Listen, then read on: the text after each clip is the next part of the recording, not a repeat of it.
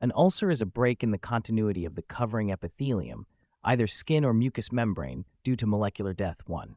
Spreading ulcer. Here edge is inflamed and oedematous. 2. Healing ulcer.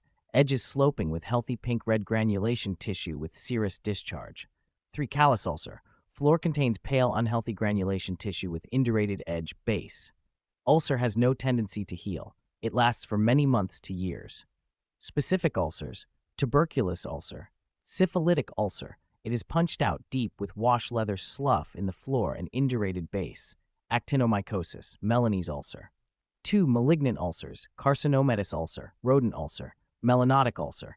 Nonspecific ulcers. Traumatic ulcer. It may be mechanical, dental ulcers in the tongue, physical, electrical burn, and chemical, alkali injury. Arterial ulcer. Atherosclerosis TAO. Venous ulcer. Gravitational ulcer. Postphlebitic ulcer. Trophic ulcer. Bed sore. Perforating ulcers in the sole.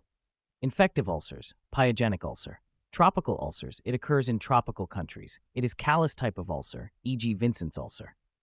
Ulcers due to chilblains and frostbite, cryopathic ulcer. Martorell's hypertensive ulcer.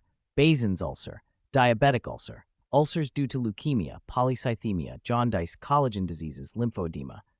Cortisol ulcers are due to long-time application of cortisol, steroid creams to certain skin diseases. These ulcers are callus ulcers, last for long time and require excision and skin grafting. Classification 3, Wagner's grading. Grade 0, preulcerative lesion, healed ulcer. Grade 1, superficial ulcer. Grade 2, ulcer deeper to subcutaneous tissue exposing soft tissues or bone. Grade 3, abscess formation underneath osteomyelitis. Grade 4, gangrene of part of the tissues, limb, foot. Grade 5, gangrene of entire one area, foot.